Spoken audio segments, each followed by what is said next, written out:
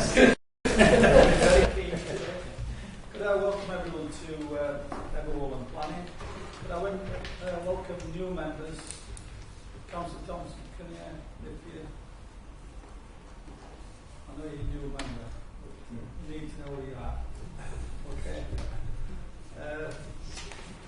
Right, can I just say that this procedural leaflet that's on the seat for everyone to see how the actual planning committee runs. We will be taking all applications in order which have come. Without further ado, really, can I just ask you to either turn your phones on to silent or turn them off altogether? It's very disruptive to get a phone call during, including me. So without further ado, we'll continue then. Membership of the committee. I'm Councillor Alison Monroe, and I'm attending today on behalf of Councillor John Wilson. Thank you. Conservatives as printed. Thank you, Chair. I'm substituting for Councillor Nasheed. Thank you. Councillor Sokol. Yeah, that's up by me. Thank you. Finish our previous meeting then. Is everybody ready? We're going to do through record. All those in favour? Thank you. Interest in lobbying. Can we go around the table? Can we say for all, I know this doesn't apply to you now, but for all previous members and councilmen, I think we've all been lobbying on that storm. And Councillor Firth, yeah. No. Councillor Sokol. No. I think you have been copied into emails, but that's that right. I think we can put down more something being right on that storm. Okay. If there's any others, I'll come to them. Councillor Pinnett. Yes, thank you, Chair. Application, the item number 13, which is the Ashmore Drive application. I've had contacts with local residents, advice on procedure given. Thank you. Councillor Monroe. No. I don't have any declarations or anything. Thank you. Councillor Taylor. Planning application number 13 and 14 for Ashbourne.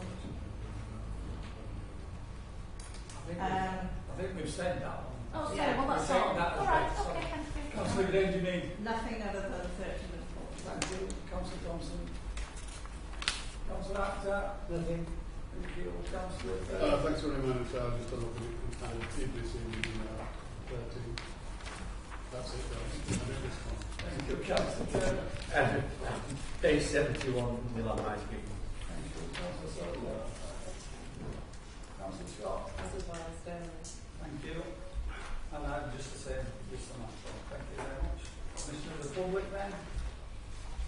It's next right item, Chair. Thank you. Deputations. Is there any deputations or petitions, anyone? No. Public question time? No questions.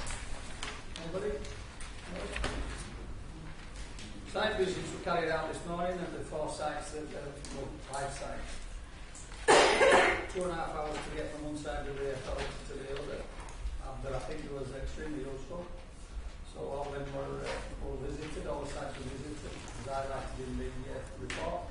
Local Planning Authority appeals and agenda item 12. Thank you, Chair. I'm Julia Stedman, Team Leader in Development Management. So it's set out under item 12, starting on page 7. There are 4 appeals which are being reported. All of them were officer decisions, and one was in relation to a non-determination. 3 of those appeals were dismissed, and one was allowed. Thank you, Chair. Is there any comments on them? Well, make a comment, No, I will say that I think that our authority's record on appeals is generally speaking very good. I mean, to say that we don't do some on occasions, but I think it's a credit to the way we deal with applications that we do don't lose that many appeals. I think that's welcome. You can welcome that from officers and members too. Okay. Any other comments? They're there to be noted then. Thank you. Right, can we start with planning applications then? Can we start with agenda item 14. That's the modification. Sorry, 13. 13. Yeah. Reserves matters application for 47 dwellings at Pakistan Drive. I think we really do need to make a decision on this. This has been hanging back far too long. Councillor Ritchie, John Ritchie. Thank you, Chair. My name is John Ritchie. I'm the Planning Officer. The application for is an application for reserve matters for 46 dwellings. As Chair said, it's been reported to subcommittee on a number of occasions previously. At the last meeting, members deferred a decision following an independent road safety audit to address their concerns regarding the crossing of the existing farm track and the public right-of-way crossed by the estate road. This has been submitted and it was reported to subcommittee at the last meeting on the 19th of April. The applicant requested a deferral to enable them to address concerns within the report regarding levels within the public open space. Members also requested a summary of how their previous concerns have been addressed. No further information has been received from the applicant, but officers maintained that they were expressed at the last meeting that this can be addressed by condition. The road safety audit is felt to be acceptable by the highway officer, and I'd like to introduce my colleague Steve Sampson, the highways officer, just to summarise the highways issues. Brilliant, Chair. Steve Sampson, Highways Development Management. In relation to the highway section of the report, the highways reason for deferral requesting in the main for an independent road safety audit, and I would say for the crossing of the existing farm track and public footpath over the proposed residential layout. Highways Development Management set out the following scope for the RSA and assessment. Current use by pedestrian and traffic movements along the farm track. This should include the size and type of farm vehicles. Forecast pedestrian traffic movements at the junction of the farm track and the estate road. Forecast pedestrian traffic movements along the farm track from the proposed crossing point to Ashbourne Way by residents of the development. The design and layout of the proposed crossing point. The road safety implications of the proposed crossing point, and the conclusion and recommendation on providing the farm track crossing point from a highway safety point of view. Highways consultants Brian G. Halls carried out the Stage 1 RSA dated February 2018 with the designer's response being provided by Redborough Homes. No insurmountable issues were raised. However, Highways Development Management considered that the scope, which was mentioned before, had not been followed in relation to providing pedestrian and vehicle surveys and development forecasts, and a recommendation on the highway layout in terms of highway safety and efficiency. As a result, a further RSA was carried out by Highways consultants Optima, and they were commissioned mid-February by Redborough Homes, and of the review of Brian G. Hall's RSA. They undertook the surveys and provided a forecast use of the farm track and made an assessment and a recommendation of the proposed layouts. Within Optima's conclusion, Optima considers that the design of the estate, road and farm track is suitable to accommodate the forecast level of vehicular and pedestrian cyclist use and would not result in any highway safety or efficiency issues. In relation to the overall highway layout and proposed parking revision, the elements are considered acceptable subject to appropriate conditions from a Highways Development Management point of view. Thank you, Chair. So the previous issues raised by members have been addressed in the report and touched on in Steve Sampson's address just now. The recommendation is as printed. Nothing further to add, Chair. Thank you.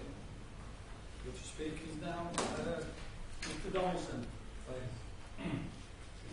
I need to remind you, Mr. Donaldson, you've got 3 minutes.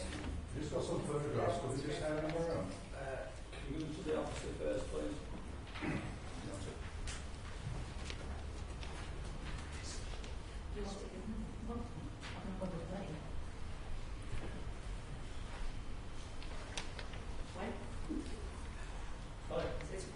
Sorry, you want to speak? I'm not bothered waiting. As long as I stay on You have to speak, Heather, don't wait. Go on then.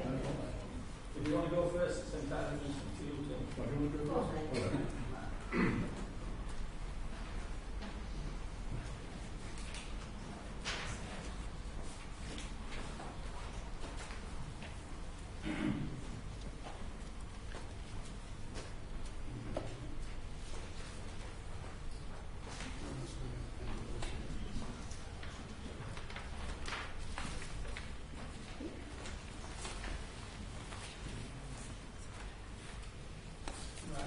You've got 3 minutes. Thank you.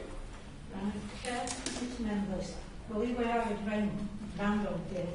Nothing seems to have changed since the road report identified 4 potential danger points on the road track crossing.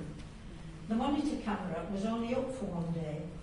It didn't catch the rambling club, the teenagers walking into Clockheaton plugged into their phones, or the young children, head down, pedaling hell for leather along the track because a monster, a dinosaur, was chasing them, turning round at the end of on the road and cycling back to do it all over again. It didn't register all the young chattering excitedly, pulling their sledges to go to the top of the fields to slide. None were whistling or looking for anything to cross the track. When Redrow first declared an interest in building on the fields, it was a small dairy farm, milk wagon twice a day, Ronnie's Land Rover and deliveries once or twice a week. But times have moved on. There is now a builder living in the farm. There is more traffic than ever before, including the 32-ton wagons that's backing on, as per the photo. They can drive on, back off, back on, drive off. Can't do it both. The driver told me he was watching for movement behind him. Having lived close, he knew there could be people walking on the track. As well as keeping the wagon on the track, he wouldn't be looking for anything else to cross his path as well. Because of the conflict of interest, I request that you reject these plans, as once passed, they cannot be amended. Thank you. Thank you. Mr. Donaldson, please. Thank you. Good afternoon, Mr. Chairman and Council. The reason why I was asking for the photographs to be put down because they're quite prevalent to the problem of a 32-ton four-wheel steer vehicle negotiating the lane, and you can see the very, very little clearance between the sides. Now, I spoke to the driver, who was very amenable. He said that there is a problem, especially if there's going to be a road across there, because he doesn't have rear cameras, and he's purely working on sight and sound. There's not a lot of sound because you've got a massive engine driving this thing, so he's purely hoping there's nothing close on behind him, i.e. children or running for a ball or whatever. And there is definitely a hazard. He agreed there is a hazard, and he certainly would not like the idea of driving over a hard made-up road halfway along there. I actually tried to get, when the last planning commission decided to get a survey report, I tried to get an independent report on my own behalf. And I phoned up a company in Wakefield, had a good chat with the guy. He asked me to have a minute so he could speak to someone, came back. He said, unfortunately, I can't really take this conversation any further because there is a clash of interest. In other words, they do work for Red Rose, and they didn't want to say something that was against it. I thought, that's great. So I then tried another one he suggested, and I had the same problem. Now, my problem, as I see it, is that Red Rose have instigated this report, they've paid for it, where, it's like putting the fox in the chicken's coop, but having no teeth. I don't know how accurate this survey really is. because the camera that was installed is referring to an incorrect date on the report. It was installed on Wednesday, the 14th of February, and it refers to the 15th of February. Now, if it's as accurate as that, which it shouldn't be, how much of the report is to be taken as gospel? I just find it wrong. And the other incident, the camera and the survey equipment, 4 months on, is still sat there on Ashbourne Way, even though they took a 15-hour glimpse of what was going on. If the camera had been there 2 days before, they would have seen a white transit van running out of control on an ice road. If they had been 2 days after, they'd have seen another large lorry making an almost impossible attempt to get onto the road, which was a rear steer as well. And they took 5 attempts to eventually get onto the lane. And during that time, they've broken the pavement at the bottom of our drive, and they've also taken a large chunk of our wall at the bottom, which is pure concrete, as it slopes down to nothing. Thank you for your time. Well, I totally reject the fact that the way this has been handled from start to finish regarding the implication of this crossing, and there's absolutely nothing been done to try and address it. We came up with a solution, but it's not been looked at. Thank you. Members? Councillor Thank you, Chair. My views on this, members who've been here before, will be fairly well rehearsed. I hear what Mr. Sampson said about the road safety audit, its acceptability in terms of road safety. I would never argue that we're talking about large numbers of people or large numbers of vehicle movements. That isn't the point. But as has been indicated by both public representatives, there could be an issue with large vehicles moving along this track and in conflict with pedestrians, and it doesn't need more than one pedestrian for there to be an issue. It seems to me that is where I've been coming from. My original point was that when this was given outline permission, that included means of access, and the means of access were off Ashbourne Drive, which is at the bottom of the hill, or Ashbourne Way, which is at the top of the hill. It did not give permission for an access off Ashbourne Way, which, with an unrestricted crossing, where you can move in all 4 directions, if you like, you could have people, and you might say, well, why would they do that? But that doesn't mean to say that they can't. I just think that crossing should not be there, because it will give access, give another access for which they haven't got permission. Now, if we wanted to alter the permission, that's a different matter. But that's not what's been asked for. They're not asking for a third access. And I still think there are issues about the safety, albeit given the risk assessment, the numbers involved are not huge. But to my mind, as I said just now, the numbers don't have to be huge. It just needs one vehicle and one pedestrian. Given what Ella Fear said about groups of children walking along there, completely oblivious of what's around them, as children can do sometimes. And I think you've got a problem.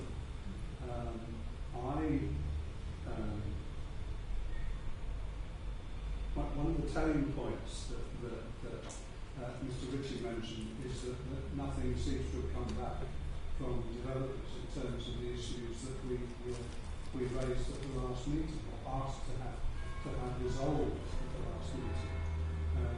I don't think that we are not exactly being taken for a ride. I think that's putting it quite strongly.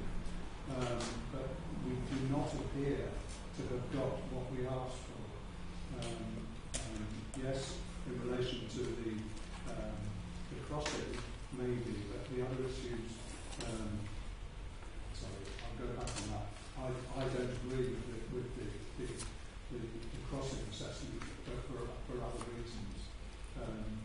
But I would certainly wish to move refusal on the grounds that we've got here an unresolved conflict and the creation of an extra access, which is not in what they're being asked to do.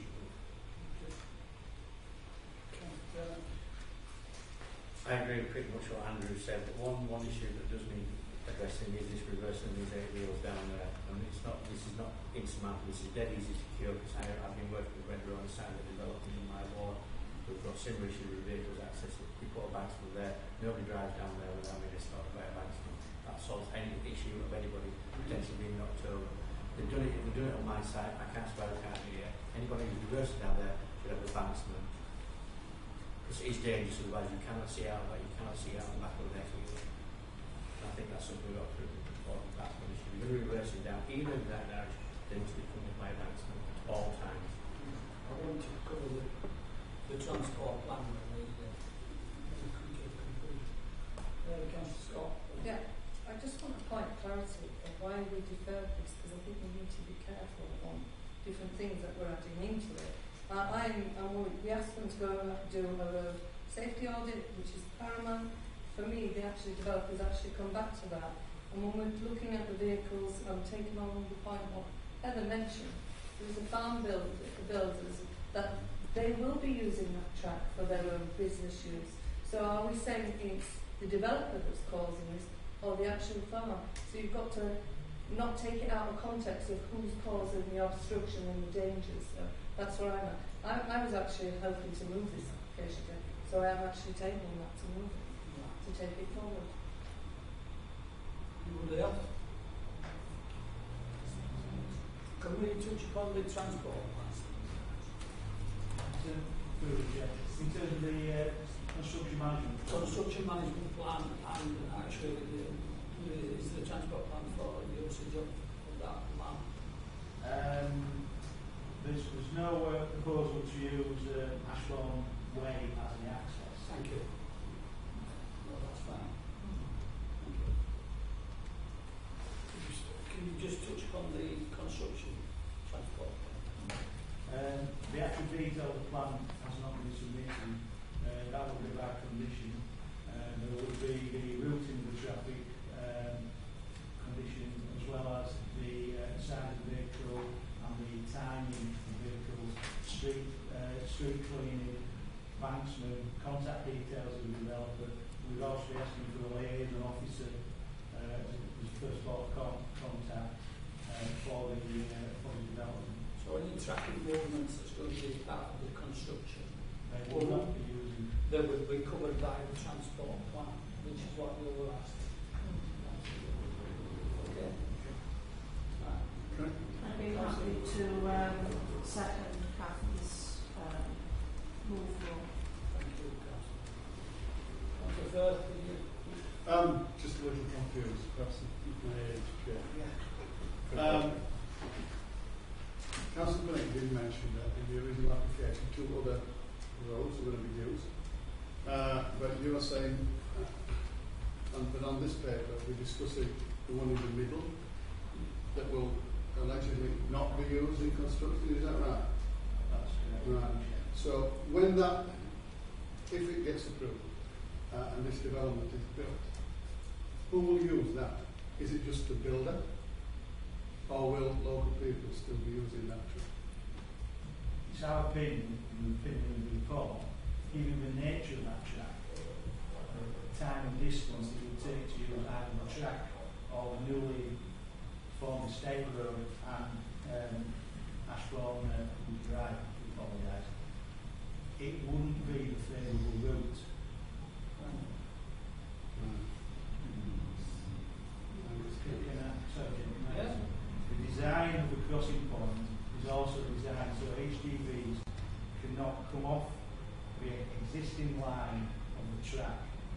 turn onto the new estate road. They have to go across. It will be a distance from me to Castle Soccer. Yeah, rather than turning. So the current movements will continue down that. Yeah. Can I just come back? Yeah. Obviously, the building's an existing use at the moment for the chap who owns the farm, who is a builder. Do we actually know what size of vehicle that he uses and how frequently he does use that? I haven't got free. No, it's just relevant to the movement. My next question was, is that one of his trucks that the builder is using at the present?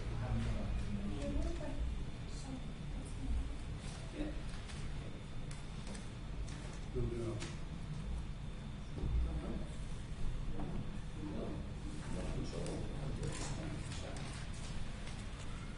Say something else, Just finally, I mean, I will vote against that simply because I feel so strongly about yes. it. I still think that traffic from the upper part of the lower development, if I can put it like that, might be tempted to use Ashbourne Way as an exit, and that is what I'm trying to prevent, because they've not got permission for that. It's not owned by them, the road, so that's all I will say. We are need to take officers at backs. I tempted to. I do take officers. It doesn't mean say I was ignoring them. You should be blinded. Right, we've got a mover and second, which was first, to actually refuse this application.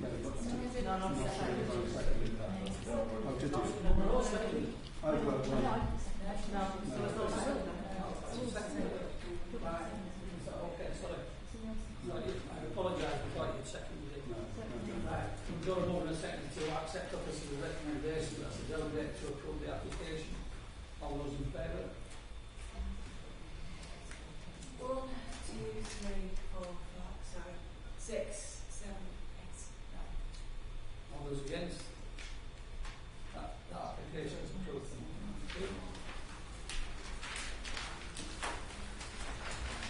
We move on to application 14, that's the modification of section 106.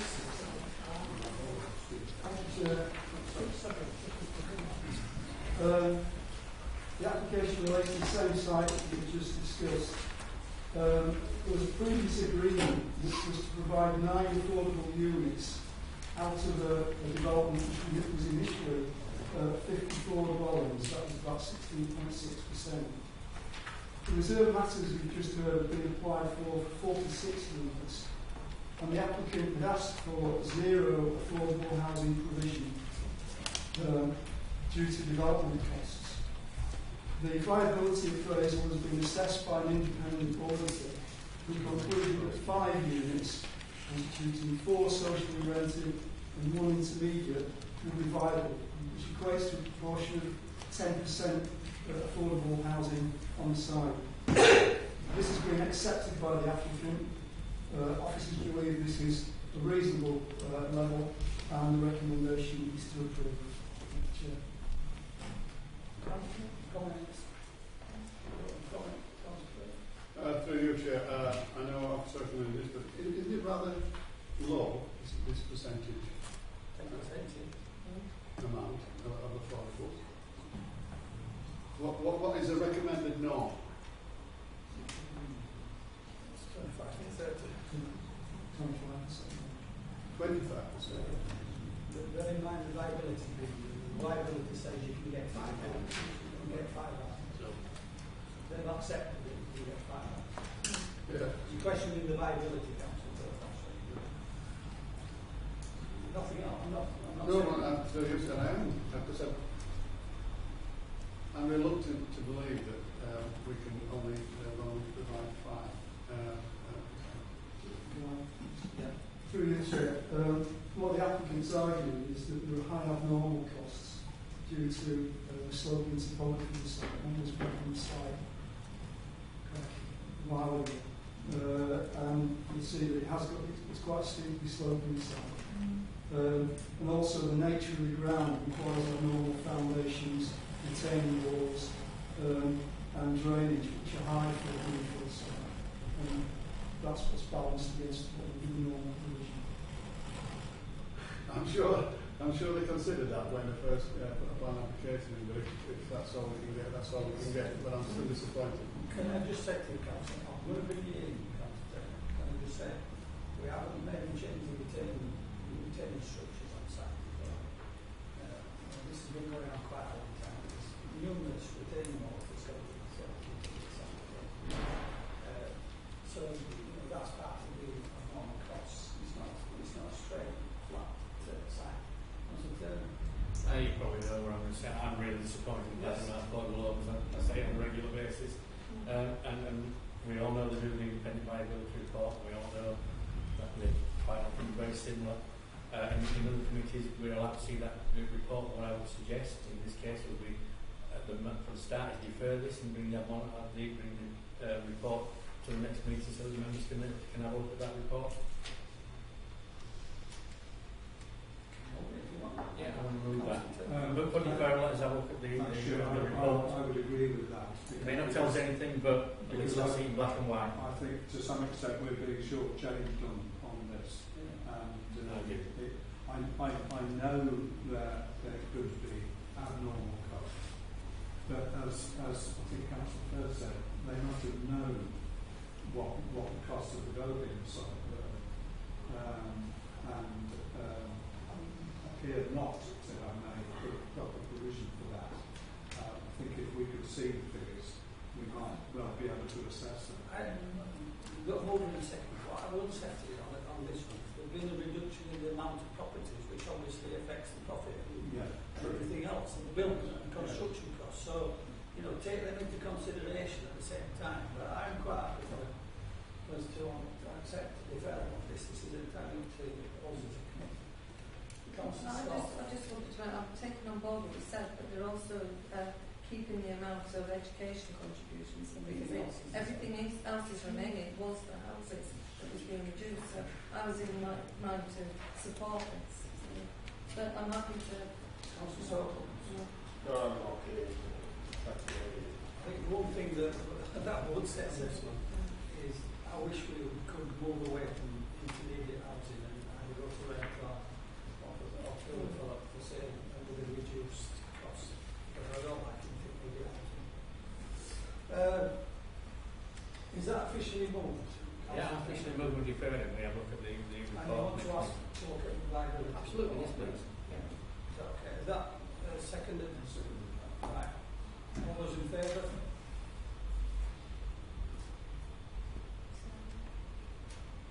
Anybody against?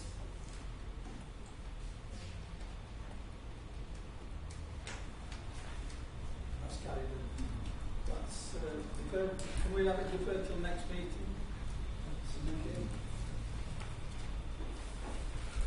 At 15, that's planning application.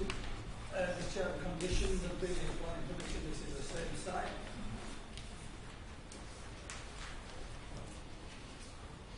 Sorry, Chair, this is cycling. What's on cycling? Cycling,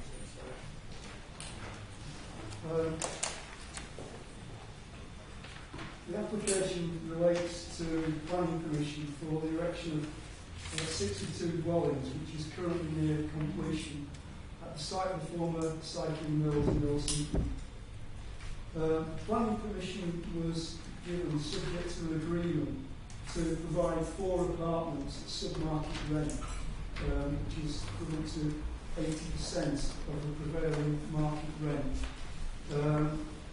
Some members may recall that the applicant originally wanted 0 affordable housing. It was brought to committee on a few occasions, resulting in a confidential report being looked at for the appraisal. And eventually the applicant came up with this offer as a compromise, and that was accepted by members. The landowner is required to let the units at an affordable rent, and 50% of the rent paid during the first 2 years of the tenancy will constitute a deposit in the event that the tenant decided to buy the unit at market value. There was no requirement for a housing association to be involved. It was all negotiated through the developer. The changes that were requested arise from the involvement of Connect Housing Association. And the changes are requested for the affordable housing requirements of the legal agreement to be removed in accordance with the terms of the government grant to the housing association. And that enables the housing association to purchase 5 units, an increase of 1 over the 4 originally agreed. And those will be for let at affordable rent. As you can see, there is a report on the update before members, and officers consider that this is acceptable for the reasons in that report. But in summary, we feel that this change secures a more certain provision for affordable housing by involving a registered social landlord. It's in line with the current government position on encouraging home ownership. It secures an additional affordable unit. And whilst this relaxes the requirements on the developer, any objections that members may have to this are outweighed by the benefits of a secure and increased affordable housing provision. Nothing further to add, Chair. Thank you. There's no speak. Members?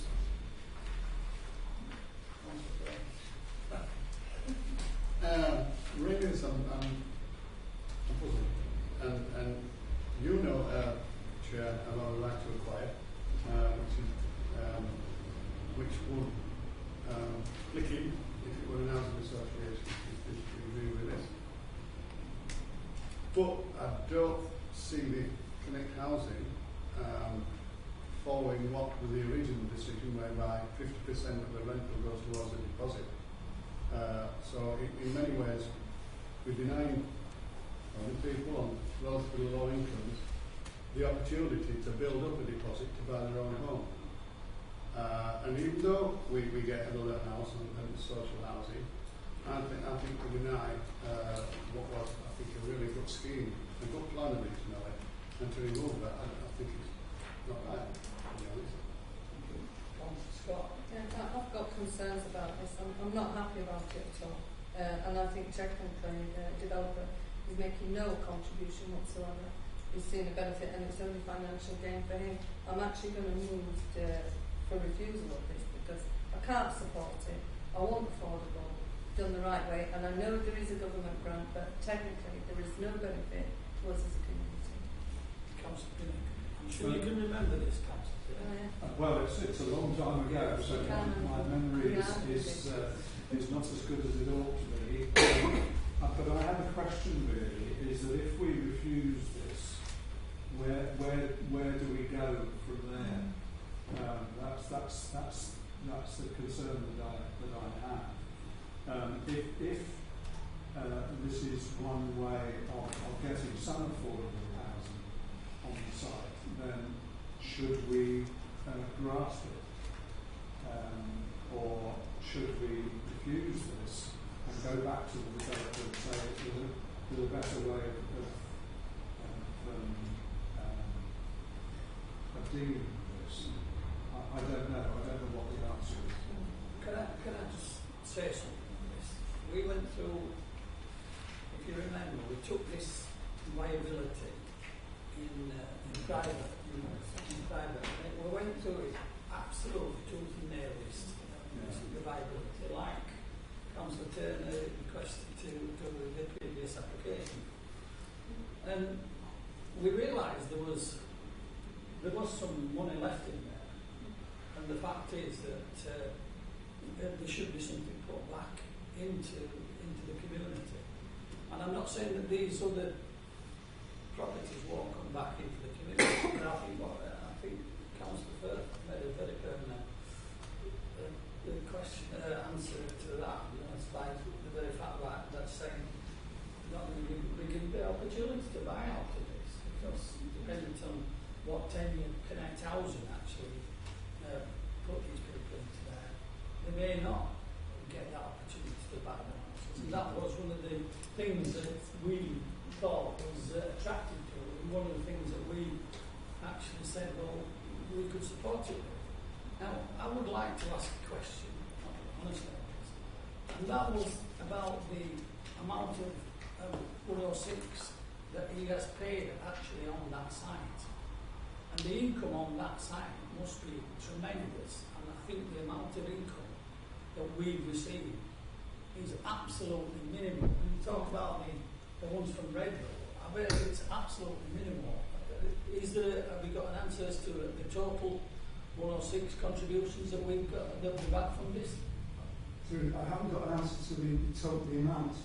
What the Section 106 required is just the affordable housing in the form that the developer offered it to members, and the public open space. And the public open space has been provided. The sum has not yet been handed over. Exactly, and there's no education. No education, no other things. I find it extremely hard to accept this. Can I come back to the chair? So if we say no to this idea, the original contract would still apply? That's correct. Yeah. That's fine. Can I ask a question, please? I'd like to know what happens if Connect don't actually buy these 4 units. I think it was just. Well, I think it's.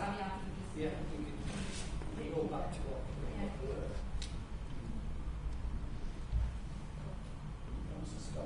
I just remind us when we took that private session, it was stated it wouldn't be viable if we made them contributions, so that's why we changed and tried to help this initiative. So that is why, as I said, I'm actually moving refusal of this. I think we need to stand firm on this. I agree with Councillor Stott. We need to stand firm on this. I remember this, it was a prolonged application which you put all the details, and I think giving them 4 units with the opportunity for someone to get them up the ladder is vitally important at this moment in time in this country sees through the problem we're having housing. I mean, it's ridiculous that they're going to try and remove the possibility of somebody getting put on the housing ladder when there's no Section 106 for education, no anything else for them to do. I would have to have It's not a small site, is it? It's not a small site, no. No. You're looking all right out of this. What the advice from the housing officer is that any tenant that moves in here, if you agree to this and Connect take the over, has still got the right to buy requirements. Right to acquire. Right to acquire. Which is completely different. Yeah. This is not assisting them on the ladder. They've got to build up, whereas these are building it up as they're paying rent. Matthias, sorry. Right, thanks, Chair. Matthias Franklin, Head of Development Management here at Kirklees. Just, I hear what the members are saying about concern about deviating from the Section 106, and I think it might be helpful if we brought a more fuller report which includes some advice from Homes England, because they're a partner to this proposal, and there is an offer on the table to deliver 5 affordable units. Now, I'm not saying that you have to accept that, but what there was a few uncertain points around what is the viability and what would happen if those units aren't sold to Connect. Actually, yes, the Section 106 applies, but will the developer be able to fulfil that, or will he come back and renegotiate? Now, what I would ask is it possible to take it from here with the concerns members have and come back to the next committee with something more full, so members have the full picture both about the benefits and the disbenefits as you're articulating now. Can I just ask you, John, are Connect Housing buying them properties at a reduced figure? No, they're buying them. Exactly.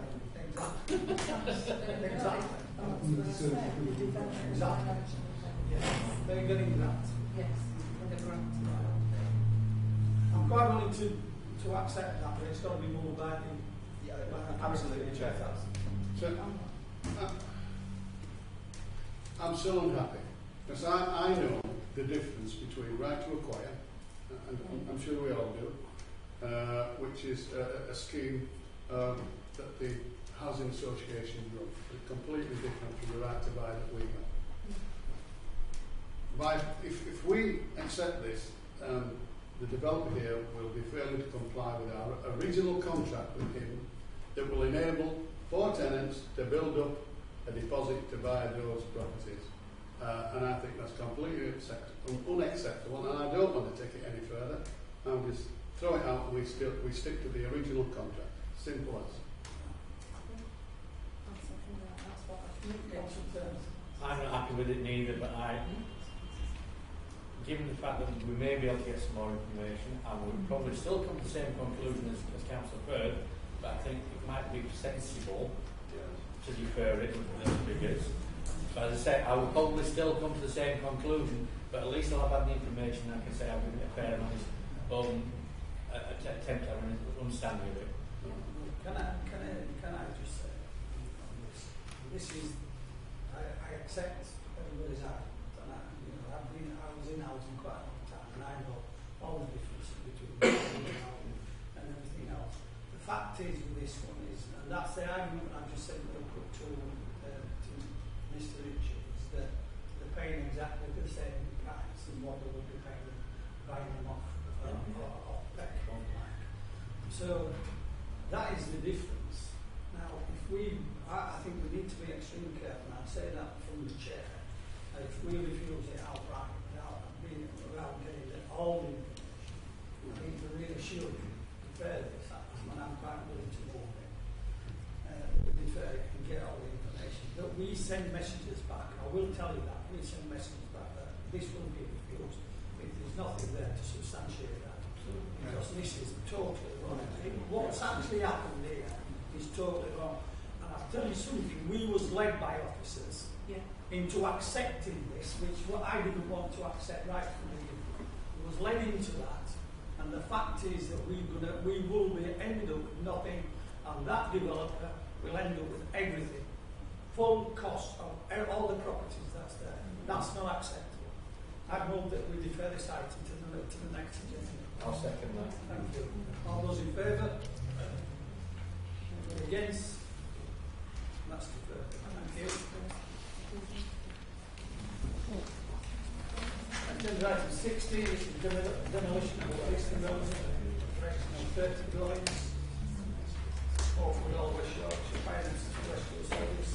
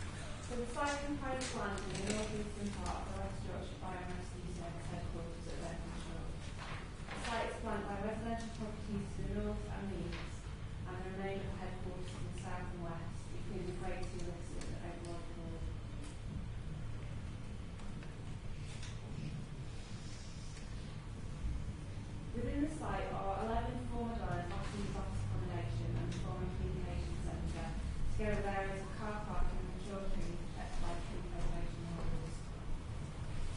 The site is allocated and is replaced with housing allocation and accommodation in the local plan.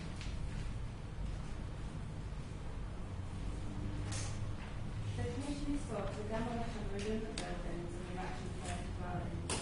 A new vehicle access is proposed to Bradford Road. The layout includes 3 areas of public open space to safeguard protected trees, 2 along the frontage of Bradford Road and 1 adjacent to Oakwood Drive. The dwellings will be 2 stories in height and they will be constructed with Marshall's Cromwell pitched over artificial stone and concrete slate rate tiles. The site is within a sustainable location in proximity to the centre of Berkhamshire, and proposal for residential development is now sustainable development. Outline permission for residential development has previously been granted by the CDC. is for 30 dwellings, 19 detached, 8 semi-detached and 3 terrace properties. This is considered to be an appropriate response to the site. Revisions have been made to the layout to address the impact on the trees, to address the minor highway safety issues and other risk issues. The proposal is now supported by up-to-date tree surveys, an agricultural method statement and a protection plan. The layout includes 3 areas of public open space which meet full policy requirements. These areas should be accessible and usable as a meeting space. By reducing proximity of protected trees on the housing data, it's considered that an additional off-site contribution towards the existing purposes of the park would be appropriate. The Council's landscape architect is satisfied with the landscaping scheme. Proposal will not harm the settlement of Great Sewers and Overboard Law, and the West Yorkshire community raised no objection subject to approved details of suitable housing developments. The layout has taken into consideration distance from neighbouring properties, and it's considered that there will be no detrimental impacts on residential use. In respect to highway matters, the off-street parking proposed to meet the required UDP standards.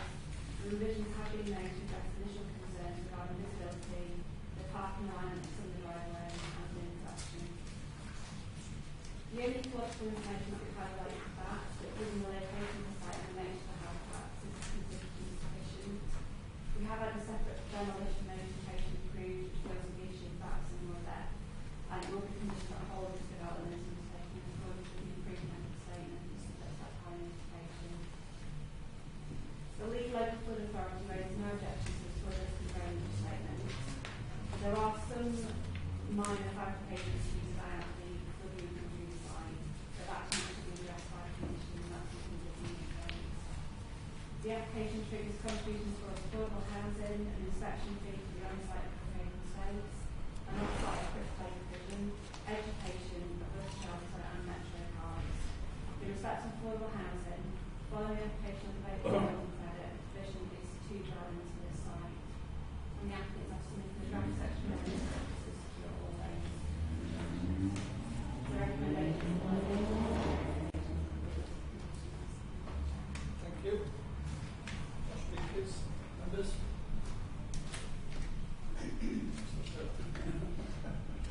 I do like the look of this proposal. I think it's well designed, and I think it just fits. The only concern I've got is the affordable homes. Again, one, and then one, and one intermediate unit. I think we can do better than that, yeah. Or we should be aiming to do better than that. Creating buildings credits, I think. I think that's it. You want to just discuss that? So where there are redundant buildings on the site, that is calculated against the affordable housing provision. So in this case, because there are quite a number of buildings on the site, there's 11 form houses and a form communication centre, when it's calculated out, the 2 is the full policy requirements. It's clever. Councillor Stockport? I'll come back. Councillor Stockport. Yeah. Chair, Councillor Francis, I will say on the affordable houses. I've seen recently on other planning committee, I think officers are accepting less than what it should have been, like the 20% on the total housing. One unit, one affordable house, I think is a mockery here. It's not right to accept that From one. the report, it tells you how it's being worked out. I don't think it's much of a problem.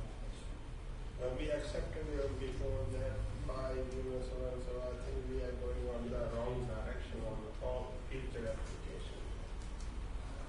You need to look up on the buildings discount. It's not our policy, it's government policy.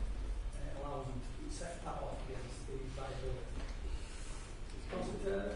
I think it's a good sign. It looks like it's well thought out, protects the trees.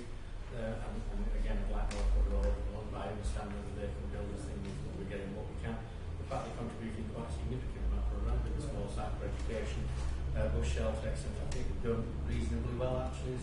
Developers never use everything up. I don't think we've done too badly out of it.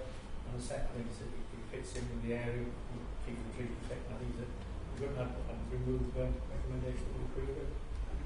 I'd like to second what Councillor Turner said. Welcome contribution, always contribution. I also get about the empty buildings policy, so yes. Councillor Piddock. Thanks, Chair. Yes, it is a pity that we've got only one affordable house. Could I just ask where it is?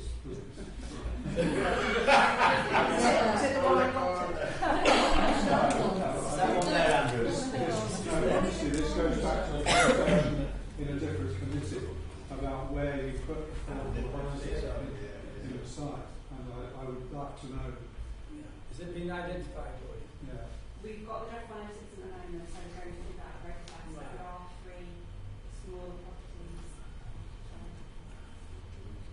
Is it 2 or 3 bed?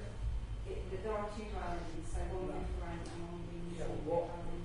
size? 3 bed dwellings, those 3. They're both 3 bed. This is 3 bed dwellings. But it's Sorry.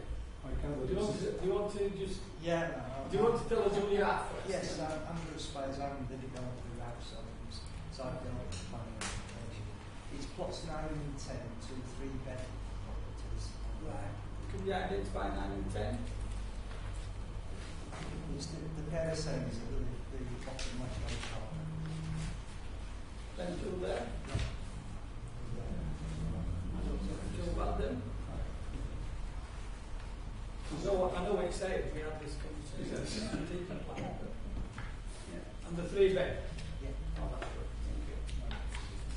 Thank you. Anybody else? I hope. Sorry, Chair. You're going to come back and explain about the development. Through you, Chair. So on this site there are 11 Did you say? You know, you're going to explain to the rest how it works. Well, there's calculations we have, so we'll space for use buildings on site, discounted against the requirements of the laws on our own. There's a calculation that's used. What's the calculation? All right, I get it. Don't you send in the policy. In fact, send all members. Send us on. Okay. It does fit the policy. Okay. That's all I can say. It's a calculation. And for members of the public alike, I don't want you to think that we're in it particularly, because I go through all these applications at Chair's League, and I ask the very same questions. And when we come to vacant buildings, we didn't actually do the calculation, but I looked at the calculations and it does apply. So we have got as many as we possibly can. So without further ado, then we've got moving and second to accept this officer's recommendation to approve. All those in favour? Anybody against? Thank you.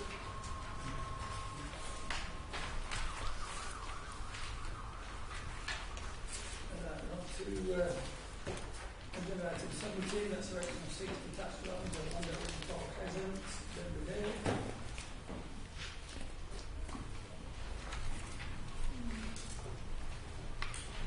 Thank you, Chair. So this is an 0.3 acre site which comprises steep and safe field of beautiful present at Denver Dale. It's part of a wider allocation of provisional acre land, and it's extends to the north and west of the site, and it's also identified as a housing location in the application calculation plan. Residential properties plant the site to the east, with a mix of community buildings and residential dwellings to the south. Initially sought the erection of 6 detached dwellings. Access will be oblique or present, 3 dwellings side by side of private drive. Plot 6 has a separate vehicle access. The dwellings will be substantial in scale, have an extensive footprints and accommodation in big floors.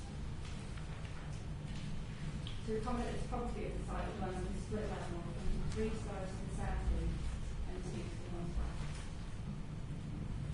In assessing the political development, the benefits of housing provision weigh heavily in favour, and the adverse impact of the loss of green field is not considered to outweigh the contribution it would make to housing and supply. The proposal will not prevent developers from remaining in the core location, as the constraints of this property are unlikely to support access to the wider site and the use of present. And given the scale of development, when assessed against the wider context of the local plan, the application is not deemed to be premature. The development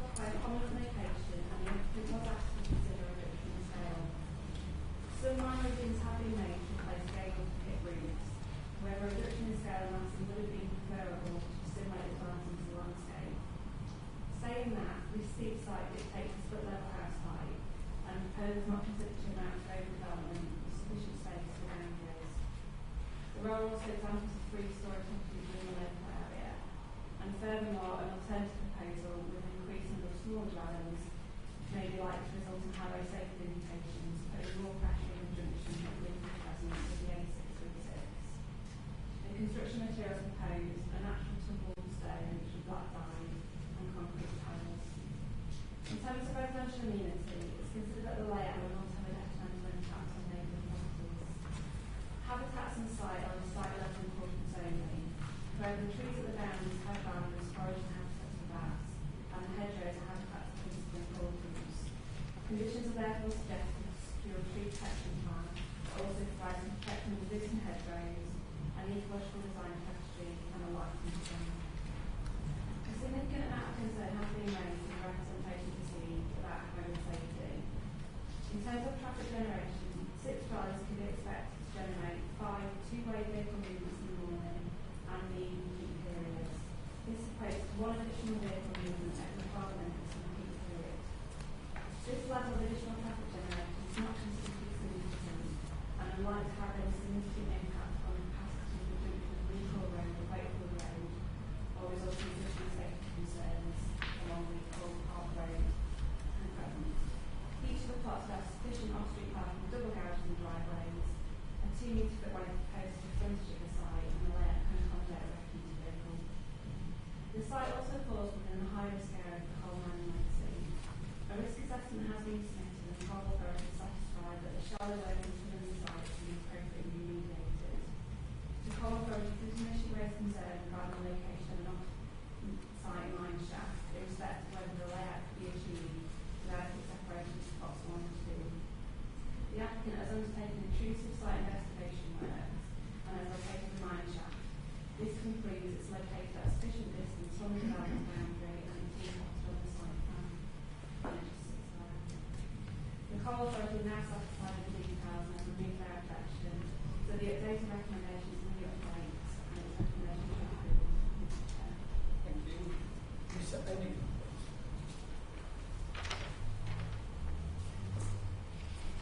Good afternoon, members. My name is Dan Hennigan from Padder Bamford Associates, and we are the agent for this application. The application before you seeks to create 6 new family homes in a highly sustainable location close to the village centre of Denby Dale. The application site forms part of a larger pole allocation within the current UDP and has been allocated as housing within the new emerging local plan. Due to the steep topography of the land, the application site itself is self-contained and cannot provide reasonable access into the larger pole site behind it. Access to the residual pole land can be gained via Leakhall Lane or Cumberwood Lane. The site levels have dictated the design of the proposals. The proposed private drive serving plots 1 to 5 has a steep gradient of 1 in 10, which is over the requirement for an adoptable standard, and therefore we are restricted to 5 plots served off a private drive, with the 6th plot served off Leakhall Crescent. The proposed private drive provides a large turning area to accommodate 11.85 metre refuse vehicle. Each dwelling is provided with a double garage and parking for at least 2 cars on the drive. The dwellings have been designed to fit in the steep landscaping, having a split level appearance. Throughout negotiations, the dwellings have been reduced in bulk by various amendments, including the change in roof design from gable to hip. Space-bound dwelling distances have been considered to neighbouring properties. Plot 6 in particular has been made 21 metres away from number 1 and number 2 West View. The Coal Authority have raised concerns about the adjacent off-site coal shaft. We have carried out site investigations to locate the shaft and confirm that its position and depth do not have an impact on the stability of the proposed houses.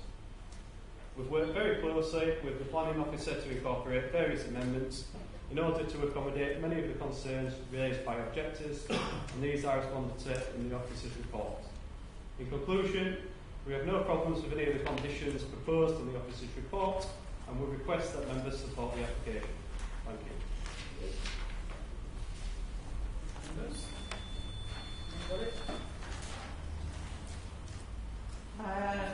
When we visited the site, we noticed that there was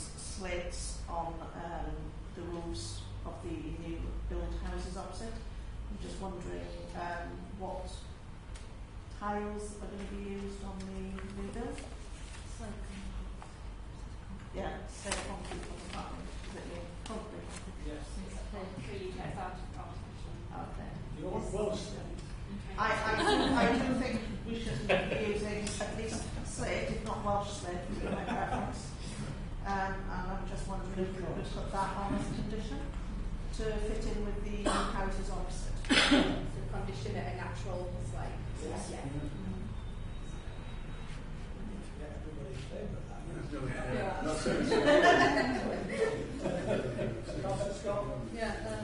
That was one of my concerns about the building, Tim. I also want to talk a bit more about the sideline boundary. Do you know the traffic? Can you go through the traffic again? Certainly, yeah. James Housing Management. Talk about sidelines on the existing access.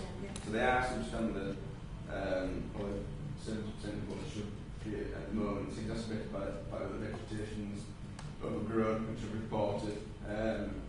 But on balance, consider this is only going to create 5 more movements on a road that serves 40 to 50 dwellings, and the way for us protected by the rail lines. Bus up clearly on the right hand side, and no accident search. Been no accidents in the last 5 years, been 50 metres in the junction, back to over a decade, and that incident. The last incident was in 2001, it wasn't actually associated with the junction, so it's been running without incident for well over a decade. It's the 5 extra movements. I think what my concern is, you didn't have that open traffic aggressive book, so this is now going to add to it. I know there's only 5 vehicle movements. You mean this is new access? Yeah. The new access to sightline's fine. Are they? Yes. So, right. Yeah. Right, alright. Yeah, I suppose the application is a balanced one, and I'm only motion to approve it. I'm still concerned about the sight lines and the access from down onto the A636. I know there's not been any reported accidents, but the sight lines around the A636 are not very good. I know there's a bus stop there, but that doesn't stop people edging out. So I still think the sight lines coming onto that and coming down onto the A636 is a very narrow road. And I know we said the calculator says it's only 5 vehicle movements. Those are quite large, 4-bedroom houses. There will be more. We all in reality, and what the calculator said, there will be more than 5 vehicle movements from 6 houses in the morning. Because chances are that at least 2 people on that property will work, if not more. Some of them maybe work going to school and maybe they'll be room their mind moving down. So it does concern me, but we have a request to move it. Yes, I think it's a small but an excellent development. It's a very popular area. No doubt, because we've got some good councillors in the area. But I think it's a really good development, and I'll be delighted to second it. Yes, can I just ask? I know this is only 5 houses, sorry, 6 houses. Am I right in thinking that there is another development going to take place at the top of the hill? Perhaps we'll Councillor Thompson. Yeah. I know you can't take it into consideration. Well, can't take it into consideration directly, but it's one of these things about cumulative impact that you need some way of being able to calculate what the cumulative impact is, and then decide whether it makes any difference or not. In some cases, it won't make any difference, but I think we need to see that, including when it's known that there are other developments going to happen that will use that same access. Has that development been approved? No. Through you, Chair. In terms of the development at the head of Lee Carl Crescent, there's a proposal pending consideration. It's for five dwellings at the top of there, so 3 townhouses and a pair of semi-detached. No, that's all right. I was told by the Or was it the top of the hill? So, anyway, thank you. Anybody else? We're over in a second to accept that position of recommendation. All those in Chair, favour? can I ensure that it's changed to Oh, slate? I apologise. Not concrete. We're going to change the materials to slate, natural slate roof. Not Welsh. You're on this Could be Welsh. Okay. With that condition, change the condition, all those in favour?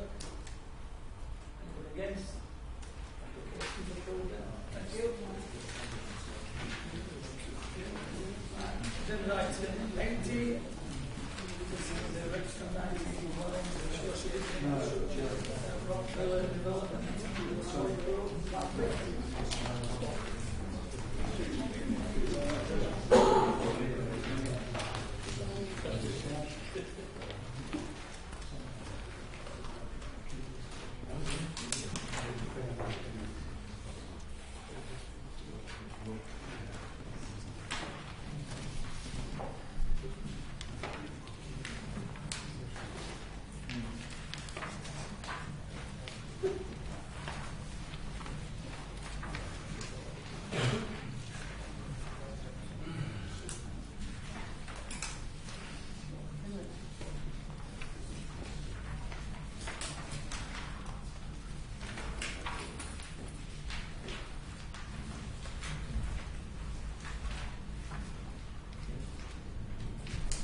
Good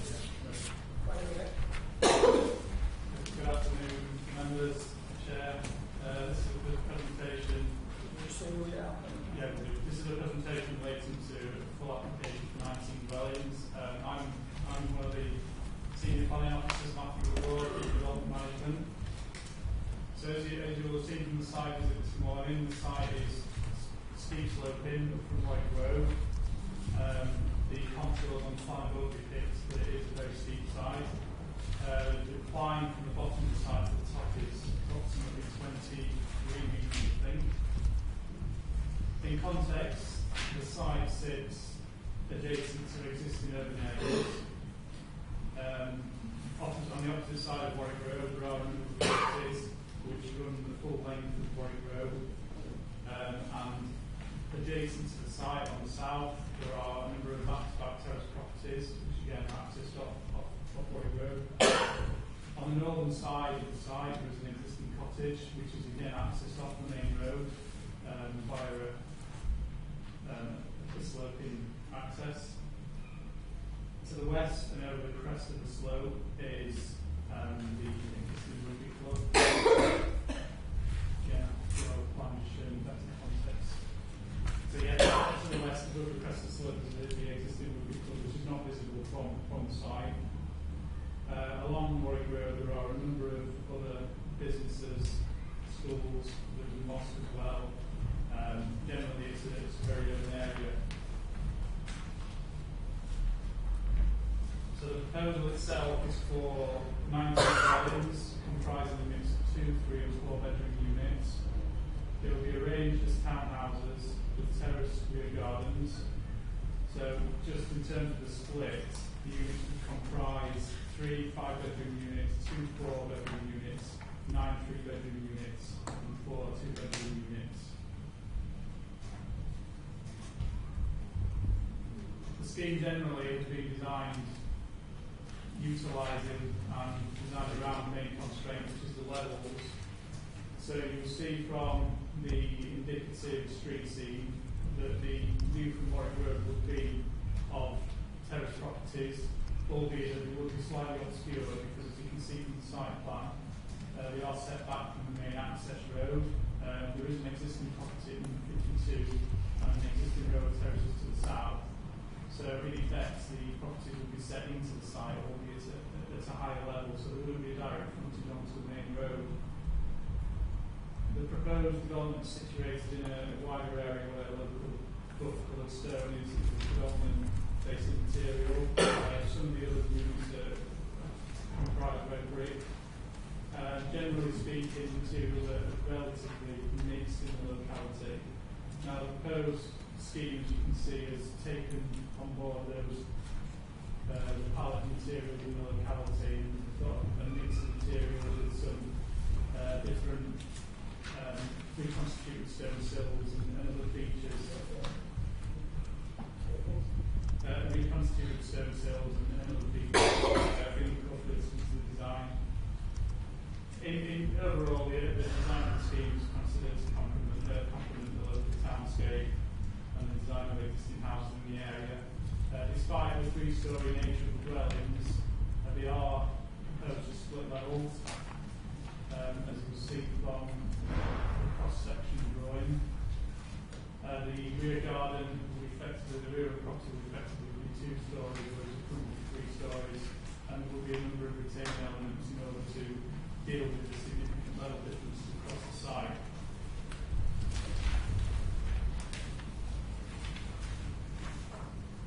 And should be a levels plan, showing retaining walls, seems to have displaced it. There it is. So the blue elements along the outside of the site, and you can just make the blue line out, that's the main retaining element in order to retain, to deal with the level differences from the adjacent sites. Now, as you see from the officer report, the retaining walls in some areas are particularly large, up to 8 metres.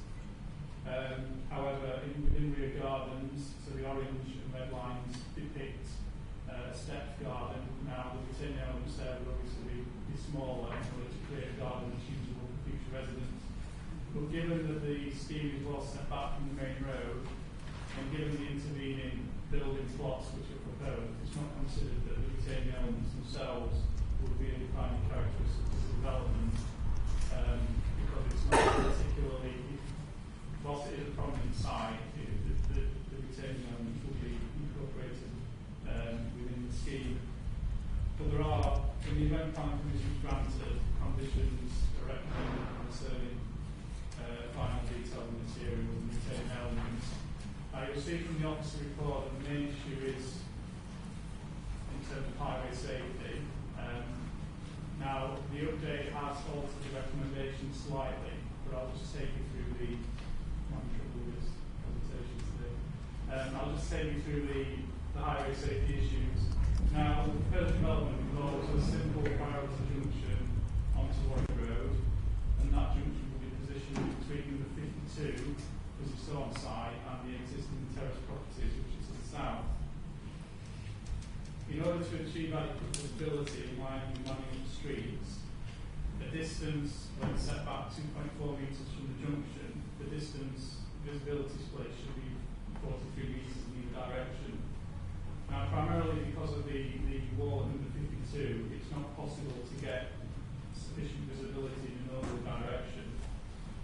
And the plan that's been submitted with the application demonstrates that the applicant can achieve in the region of 2.4 by 13 metres. In order to address the significant deficiency in terms of visibility, the applicant did carry out a speed survey over a week period in May 2018. Now, the speed survey loops were installed just immediately to the south of the junction, but adjacent to an existing speed calming facility, which is commonly known as a speed hub. Now, the guidance does state that the speed survey tracks or loops should be installed at either side of the visibility displays. So, in other words, at the extent, so to the south of the junction and to the north of the junction. And the idea of that is to get a better understanding of what the average speed of vehicles is when passing the site.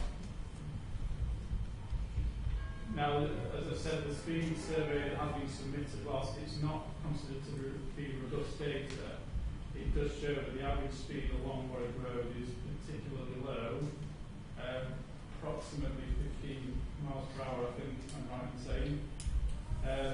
Now, following the publication of the committee agenda and the recommendation for refusal, the applicant did provide additional information on top of the speed survey that had already been submitted. They submitted an additional plan which showed a realigned junction arrangement.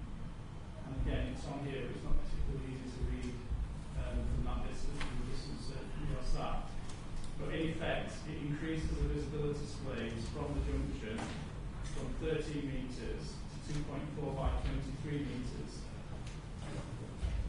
And the letter and the plan is appended to the update. Now, Highways Development Management have assessed this information and considered that this may provide a suitable access. However, that it needs supporting by significantly more information. And in short, the information that's required is additional speed survey information that I've already mentioned. So the speed surveys need to be undertaken at either end of the visibility displays rather than next to the speed camera facility that is present.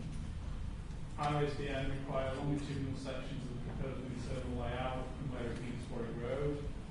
And the applicant also proposes, again, not particularly easy to see from where you're sat, for a table at a plateau at the junction where it meets Warwick Road. And the idea of the plateau would be to effectively slow vehicles down and create a safer junction.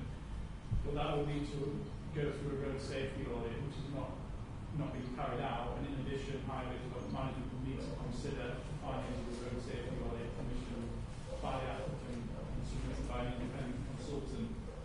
So as you see from the update, the officer recommendation has been altered to a deferral to allow sufficient time for the applicant to provide this additional information to support the latest plan which has been submitted after the committee agenda was published.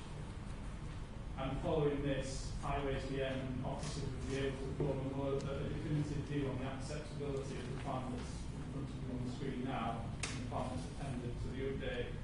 And you will also note from the update that the applicant has formally requested a deferral of this application.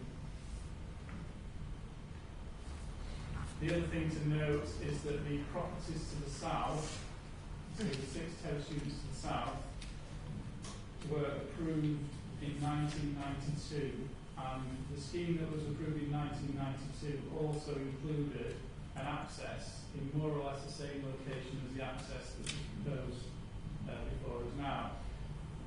The difference between the scheme in 1992 and the schemes before you now is that the scheme in 1992, as I say, included these 6 dwellings and then included the further 4 dwellings within the site. So altogether, it was intended to provide access to only 4 dwellings as opposed to the 19 dwellings that are proposed as part of this application. You will note from the officer report and the update that all the matters have been adequately addressed and the main area of outstanding concern was related to highways. Other areas of concern could be conditions related to the highways development management issue and highway safety issue, which is still not being resolved. And that concludes, Chair. Thank you. Speakers, members. Through your chair, so. Now, just remind me that we've been asked to defer this. It's up to us whether we accept that deferral or whether we make a decision. I was going to go preamble, but no, go on. It's okay. I'm quite happy to defer this. I think it's an excellent scheme, and if that access can be sorted out, why not? The speed on that road, by the way, because I know the area very well, is you do. It's not going to be a racetrack. It's so heavily built up, so urbanised. Traffic is along both sides of the road for the most part. So it's a crawl, 15 miles an hour actually. I'm surprised it's so high.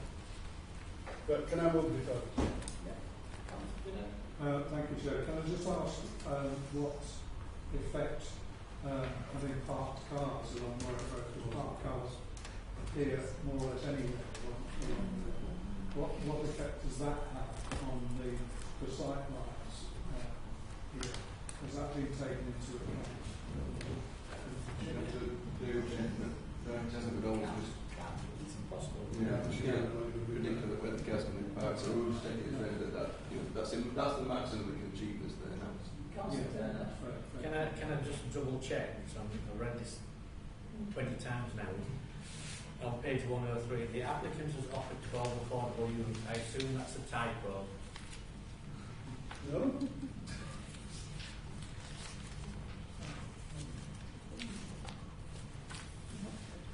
Under affordable housing 10.41, the applicant has offered 12 affordable units on site, which is fully policy compliant. If he has offered 12, I will approval. Thank you, through Chair. Thank you, Councillor. That is an unfortunate error. Thought it might be. It's 20%, so the two Board of Amendment teams will be I was clutching at straws, and one day we'll get to the point. I have been asked to ask whether you're happy with the actual layout and everything else. My mistake. I am happy with the layout of this. I think it's a nice scheme, but I'm worried about the highway safety issue and the access into that. The only reason, even deferring it, I don't, because it was an insufficient speed survey, I don't think that's going to make a difference to the access. The speed survey, I don't think it is. So for me, I think I'd have to err on the officers. With the newer submitted sightlines, it's improved to 23 metres. Yeah. That I've got 23 metres. Yeah, that relates to an 85% speed of 19 miles an hour. But the results came back previously speed of 15, as you know, it was right by the speed limit. What we'd ask is for the 2 more services to be done one on either side of the extent of the 23 miles an hour. So 23 metres, because that's what trying to ascertain is the safe stopping distance. When they're 23 metres, so it's the first time you're going to be able to see.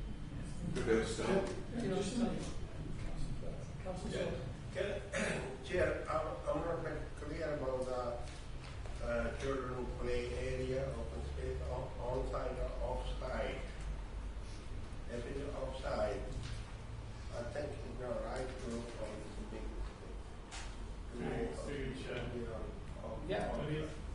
sorry for interrupting, Councillor. It is an off-site contribution. Looking at the site, it would be very difficult. So we are seeking a contribution which is set out in the report. I'm just thinking, so I know I moved before. Can I just take a step back? If we are happy with the design and the layout and the number of houses and all the conditions, can we not delegate this to highways? And if they can come up with a scheme that is satisfactory to them, and I'm quite happy to delegate we can delegate it to officers to approve. Yeah. Conditions on the report that's coming back, which I think invariably is what we were being asked.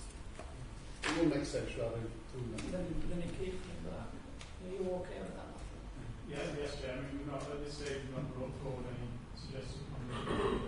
But if it doesn't meet the requirements, then it will be before the decision is made. Is that okay? Yeah. I'm referring to yourself. Well, I need someone to say that you need to approve it. Could I move approval subject to delegating to officers? The officers can come up with a scheme to provide a safe access and egress to the site. A second. Yeah. Right. All those in favour? Sorry, no, just one more second. So just to clarify, so delegating in terms of the conditions attached as well, or do you want to specify any particular conditions at this moment in time? Is there anything specific? We were accepting the condition that's actually in there, but we need to ensure that it complies with the highway's safety requirements. Does the condition require an adequate speed survey? Yeah. Yes. No, that's fine. That will be prior to the decision. Yeah. Is that okay? Yeah. All those in favour? And against? No.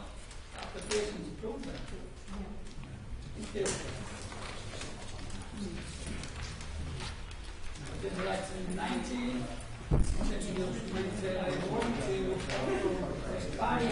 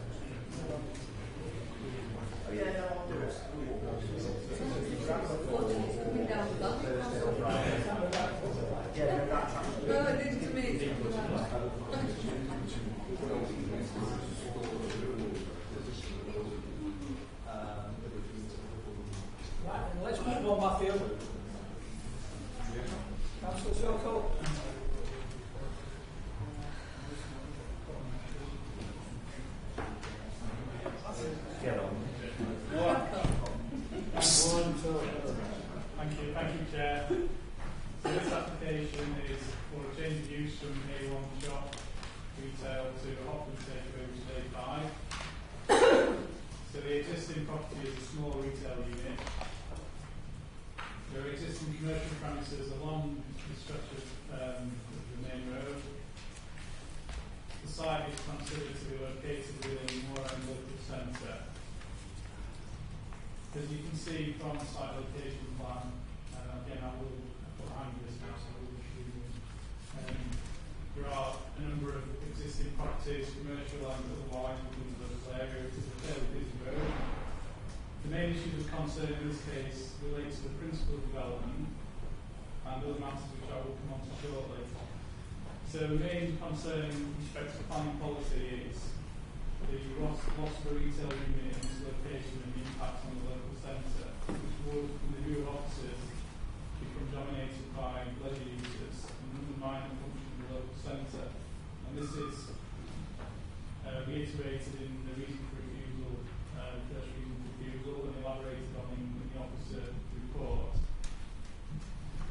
Due to the nature of the proposals, consultation has also been undertaken with public health and the policy section, and as part of the emerging local plan, health has been factored in, and PLP policy 47 of the emerging local plan is considered to carry substantial weight. Now, the evidence to support the second reason for refusal through policy PLP 47 comes in the form of the Kirklees Joint Health and Wellbeing Strategy, which sets out two issues pivotal to making Kirklees a better place in the future and effectively making a healthier community. And it's recognised that people need to be able to access a choice of facilities, and that the provision of a broad range of services makes a contribution to the character of an area and place shaping, promoting a sense of wellbeing, which can be a major contributing factor to their state of health. Now, I won't read out the details of the policy or the wellbeing strategy, but suffice it to say that the site is located in a particularly deprived area in terms of the index of multiple deprivation, within the between 10 and 20% most deprived in Kirklees. There are also very high obesity levels. Now, these factors, when considered in conjunction with surveys, indicate that there's already a sufficient number of hot food premises and takeaways in the locality. And the introduction of a further hot food takeaway in this location would be considered contrary to PLP 47 of the emerging local plan, in that there are already sufficient numbers of hot food takeaways and there are issues in terms of obesity levels in the locality.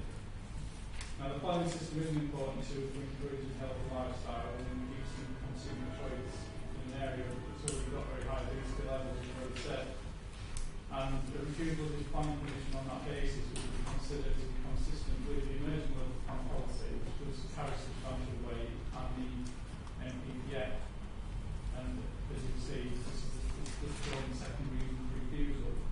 Now, you'll note from the update that there were initially three reasons for refusal set out in the office report.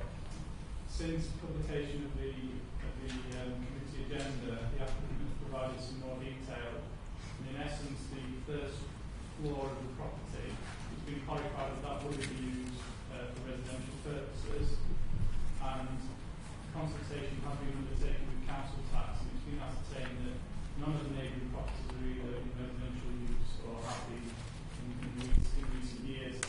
And apart from the property next door, which has the potential to be used for residential purposes, all the other properties along the road are commercial units. So the impact on residential unity is not considered to be a reason for refusal in this case, subject to additional conditions relating to opening hours, deliveries and COVID mitigation. But the two reasons for refusal set out in the update do stand, and consequently it's recommended that planning permission be refused for this sustainable development. Just to Davis, please. Afternoon, I'm Justin. I have 15 years experience in the food industry. This product I'm offering is fresh grade A chicken, not processed and never frozen. It's then lightly coated in-house using a mixture of herbs and spices, no added salts or sugars. I then pressure fry the chicken in sunflower oil, one of the healthiest oils. By frying it this way, it reduces the absorption of oil into the product, producing a healthier piece of chicken with less fats. My menu offers only chicken with fresh salads, fresh rice, wholemeal wraps and breads, chunky chips which again absorb less oil when cooking, and some chicken can be given without the skin, again reducing the fat by 50%. We offer low and sugar-free condiments with our food, and we always stock and will always stock sugar-free and diet drinks and waters. All my products are bought locally. By using fresh and not frozen and cooking in these methods, I believe I'm offering a healthier choice to residents of Cleckheaton. I've been offering my chicken in Cleckheaton for over 5 years, which unfortunately ended November 17 due to my lease coming to an end, hence me relocating to 169. I've always maintained a high standard of food safety within local EHO and always respect my neighbours. Staying within Cleckheaton is very important due to having 3 small children in the schools and helping with the school runs as my wife has other commitments with her work. I really do have a love for what I do and hope this helps you guys make a decision today. Thanks very much. Thank you. Andy Keenan, please. Thank you, Chair. Thank you, members. Andy Keenan, I'm a planning consultant. I'm working for Justin, the applicant. As Matthew said, we've dealt with the tangible issues, those of residential amenity, and they've been crossed off as a reason for refusal, which leaves us with a couple of reasons for refusal, which are intangible, shall we say, in some ways. In the context of the obesity element, the reason for refusal draws a correlation between hot food takeaways, their location, and obesity. I dispute that correlation, if you like, in some ways, and I do that for 3 reasons. First of all, it ties all hot food takeaways with the brush that you are unhealthy. You just heard from a client about the way he cooks, about fresh chicken and such like. I think it's unfair to class that as unhealthy. Okay, it's hard to argue what is healthy and what isn't unhealthy, but in that context, you heard how my client deals with that element. In terms of obesity, it's obviously a very complicated situation, and socio-economic factors such as levels of poverty and education are very, very important, and perhaps that's where society should be sort of targeting these issues. And then finally, in terms of location, the reason for refusal says there's too many obese people in Cleckheaton, therefore you can have no more hot food takeaways.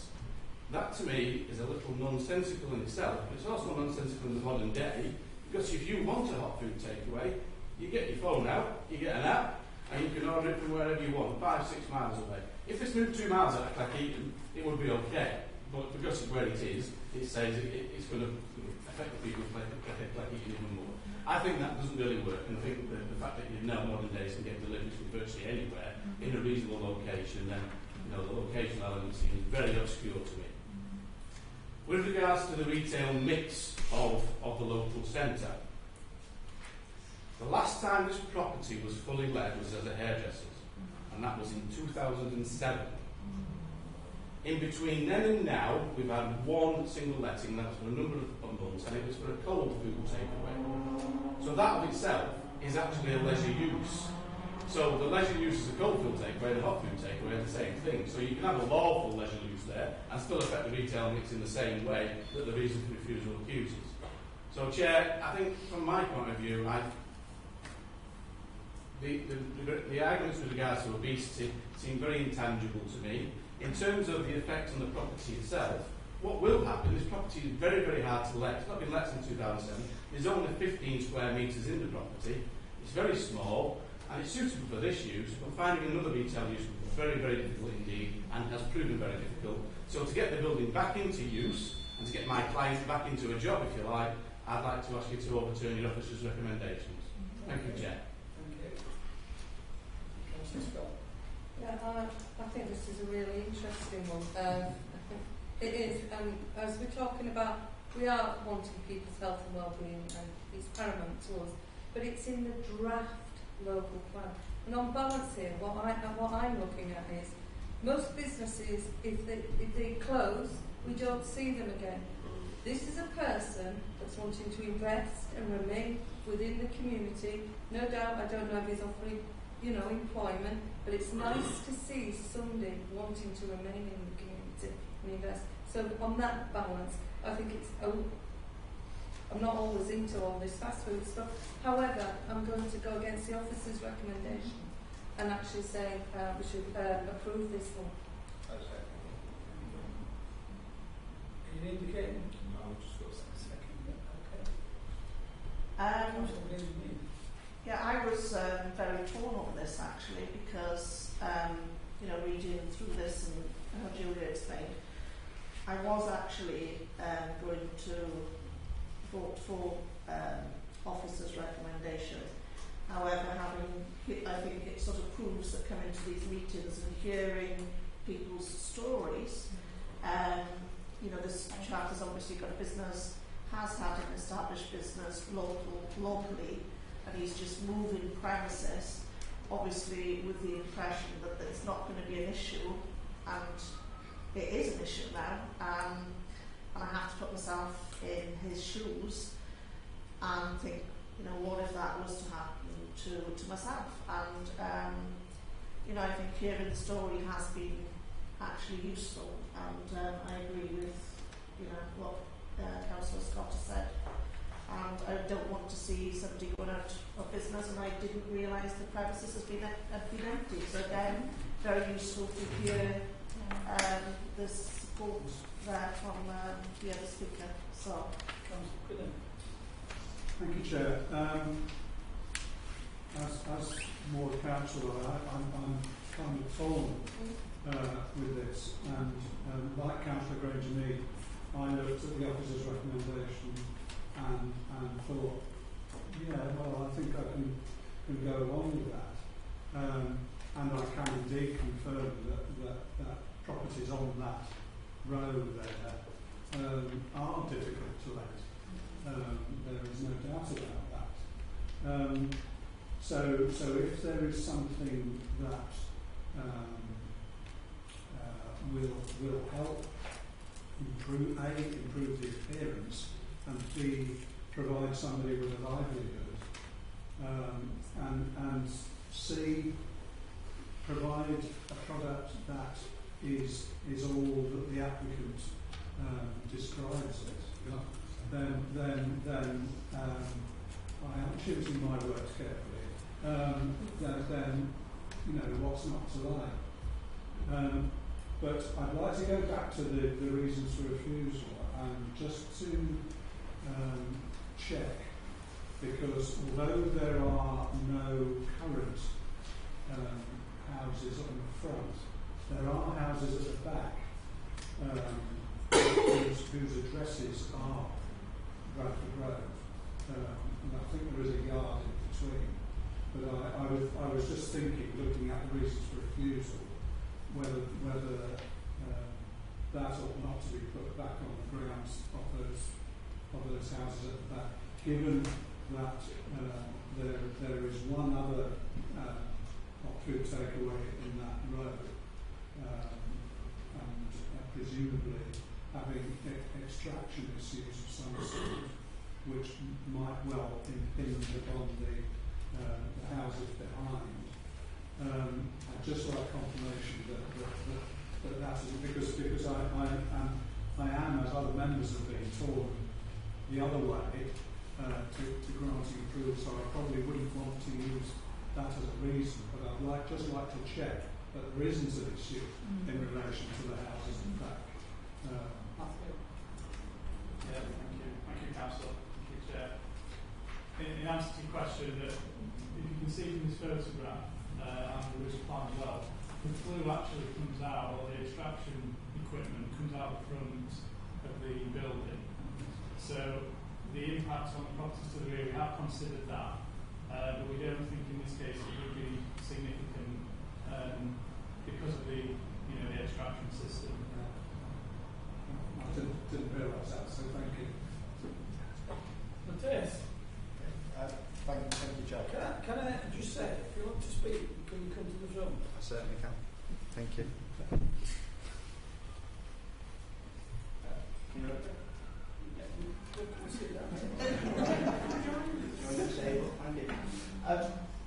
It is a difficult decision, this, isn't it? Because you have got a compelling issue locally, a local entrepreneur, businessman, and the opportunities for some regeneration and investment. But you have got an emerging local plan that is very significantly advanced, without unresolved objections to these policies, which you do need to attach considerable weight to in your thinking. There are some conflicts around the nature of the use and the nature of the business that's being proposed. Those aren't matters that necessarily we could enforce against. If for whatever reason the frying technique changed, it wouldn't be something we could necessarily enforce. So there is some challenges here around how to balance the direction of travel that the council's emerging local plan is going in and the evidence base that exists for that versus the specific circumstances of the applicant in front of you. So I just thought it's helpful just to draw that out at this stage, and whether there is some compelling reasons for this case on its own as opposed to looking at your local plan and using the evidence there to support your policy, which is imminent. Right. Thank you, Chair. I don't think that's changed my mind. Sorry. It's really interesting, this, isn't it? Because this is the first time this has come up, and it is in the emerging local plan.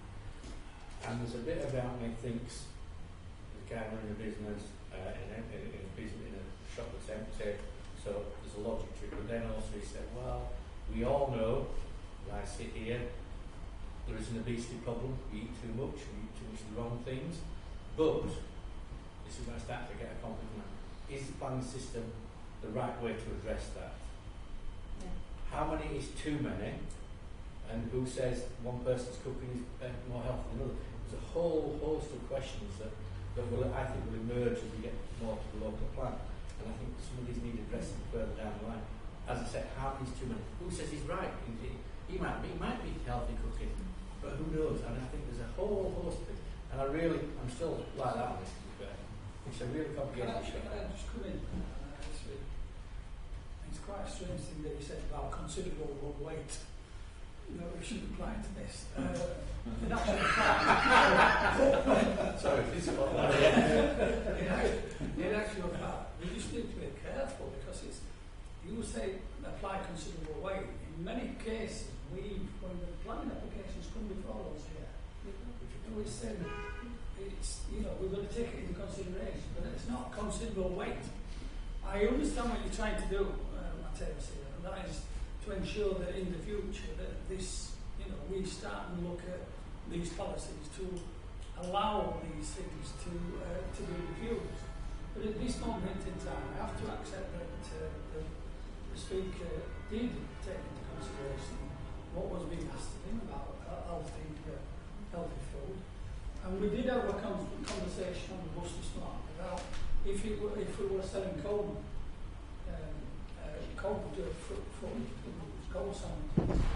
salads, it would be a totally different thing. It wouldn't need a change of use anyway. Now, it's what's healthy and what's not healthy. And I think Councillor Turner did pick that up. I think on this occasion, it's one of them sort of applications that falls between two stools. And I think it's whether we want to accept that. And I think I'm not trying to preempt, I think most members do. And honestly, I would, even when I did choose meeting, I asked, why did we do that when we were training last week? I asked about, to explain the policy. And this is, whether we do apply this considerable weight or not, is a different thing altogether. Now, I think whatever you say about this, you've got to take it on its own merit. And this is us as elected members, and you met with officers of the city, we met members of the city. And I think I'm quite happy to put this to the vote because it's been moved and seconded for approval. And I think part of this is, and I have to say one other thing, I will tell you, my own view is that that flattable never ever gets used for a flat. Never. And we can, if we can restrict that, yeah, and if we can restrict that in some way, we will. I'm sure we can. But apart from that, I'm quite happy to move that. Move to the vote. Just for you, Chair. In terms of that, we've had the discussions and things in terms of the product which has been advised. Obviously, we can't condition that side of things in terms of what's going to be sold from there. But our members thinking in terms of a personal permission to that applicant, yes, as opposed to like a hot food takeaway in general. Yes, and then that could potentially be looking at sort of addressing other concerns which have been raised by officers. And then once again, that's it. It's bringing in then a unit which has been vacant for some time into use, and then a personal permission to the applicant. Yeah. I think that's what the council can. Well, can I just make 2 points?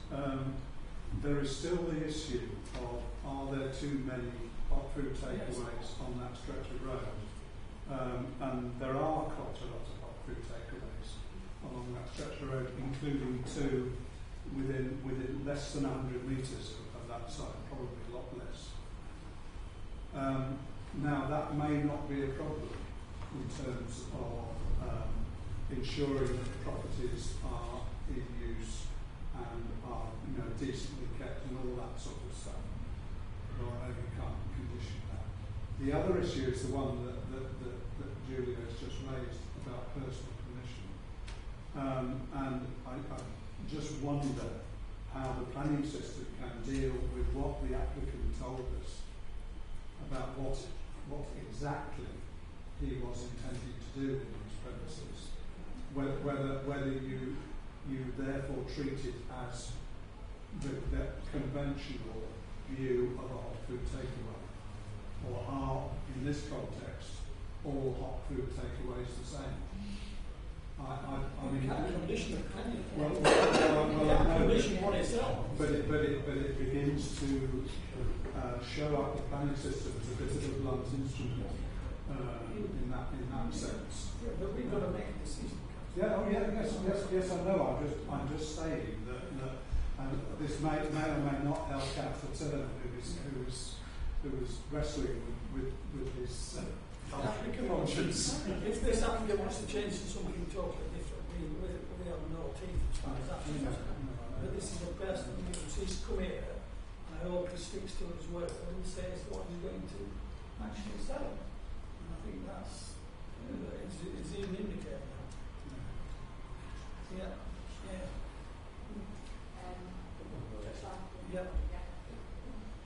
Councillor Sokol, just through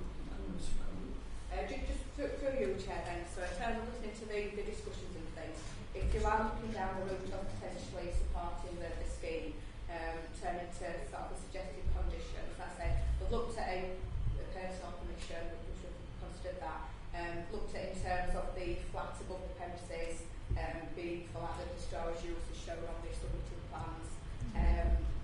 Detail in terms of conditions relating to the sort of the owners of ventilation there, delivery times and hours of operation in accordance with the plans, and then the standard to be commenced in 3 years. So those are some conditions as officers we would suggest. Are we okay with that? Yeah. All those in favour of accepting the application? Accepting the application. Yeah. Including personal permission. Anybody against? Applications approved then. Have we got reasons, Chair? Yes, we have.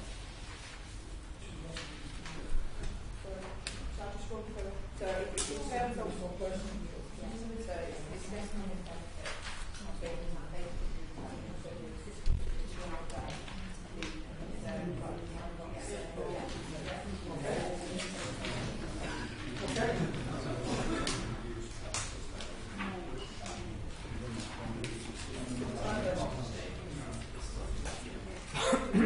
Planning application, item 20, correction of extension to dwelling patio common cost.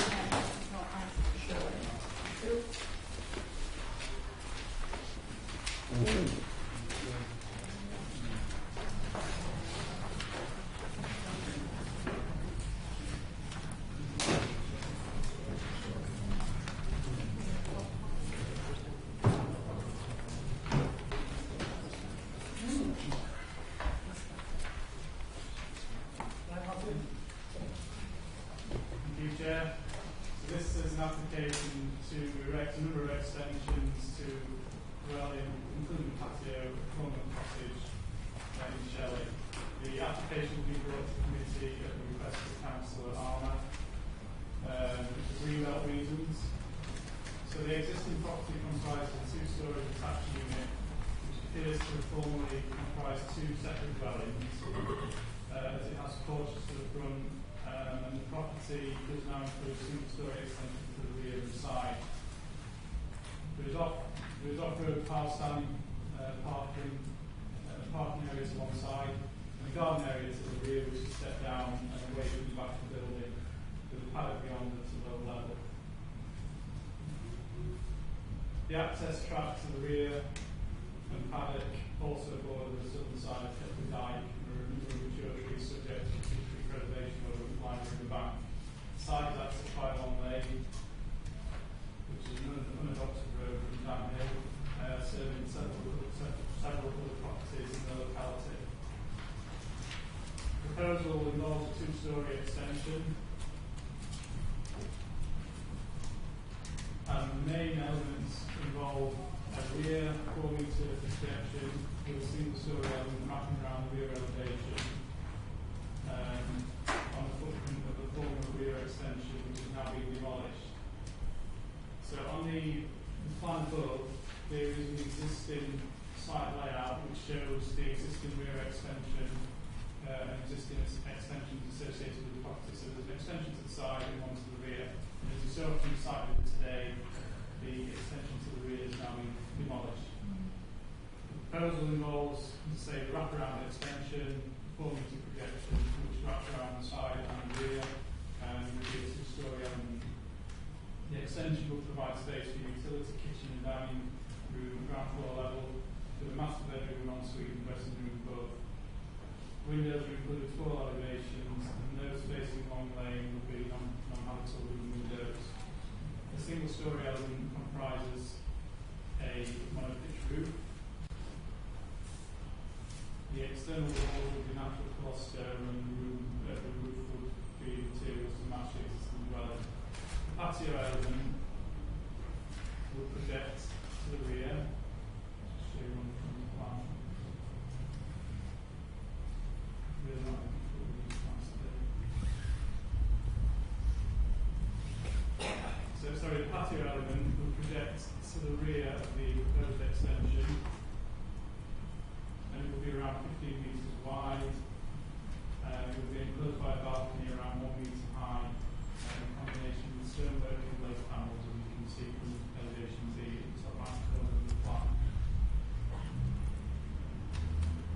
Other minor alterations include removing the garage door and replacing the new window and turning the existing garage into a game room. And the main elevation from the front, as you can see, details changes to the garage into a room, and then from the front again, showing the side extension. Because the site's in the green belt, there are limits in terms of development activities which can be carried out. And the key question in this case is whether or not the proposed extension is considered a disproportionate addition to the original building. Now, the original building is defined as a building as it existed on the 1st of July 1948. In this instance, the property was formerly a pair of 2-storey cottages which dated well before July 1948. Since 1948, the original building has been extended with a porch and single-storey extensions to the front, single-storey extensions to either side, and 2 single-storey extensions to the rear. Whilst these do have some mass in the ground floor level, it is opposite opinion that they do not form disproportionate additions to the building as it was in 1948. So the key consideration in this case is whether or not the proposed extensions that are before you now comprise disproportionate additions. Now, in terms of the massing of the proposed extension, it is considered that this would mainly be confined to the first floor level, and as again, I'm sure you saw on the site visit, there would be a rear projection which would be particularly visible as you come down the lane and view from the side. Both of these elements would have eaves and ridge level below that of the original building, so there would be a subservient rear extension, which I showed on the original plan, have been removed to make way for the proposed development, and the existing site extension will effectively be subsumed by the proposed extension. After careful consideration and on balance, given that the current proposal will replace two of the other previously approved extensions to the side and the rear, and would retain the height and length of the original building, therefore not significantly adding to the footprint of the original building, it's considered that the extension would not be disproportionate to the scale and size of the original part of the building, and therefore it would not unduly harm the openness of the greenbelt. Therefore, in this case, the scheme does not form an appropriate development, and there is no requirement to demonstrate very special circumstances. In this case, and on balance, it's considered that the proposal will comply with policy P11 of the UEP and the emerging local policy PLP 57. I've touched upon the design, but in terms of the design of the extension, it would be in keeping with the original, it would appear subservient, and the materials would match the existing dwelling. So in design terms, there is no reason not to refuse planning permission. All of the matters have been adequately addressed. Consequently, it's recommended that the application be approved subject to the conditions set out in the officer report. Thank you. Mr. Couch, please. Thank you, Chair. I represent 5 objectors. Yes, sir. I represent 5 objectors, all of which live in the immediate area. There are 2 elements to this. Firstly, the technical element. The chap started work already by his own admission, and the description doesn't include the word partially retrospective, so really the application shouldn't be heard without the description being amended. The second thing is the question of Kirklees. The red line shows an enormous domestic curtilage. The domestic curtilage of property in reality is far, far smaller. So what this would do if the application were to be approved is to infer that that whole area to the rear forms part of the domestic curtilage. It's in the green belt. What the application should have as its description, therefore, as far as curtilage goes, is now a change of use as well, which, of course, would be refused under NPPF paragraph 89. That's the technical side. The subjective side of this is the large extension.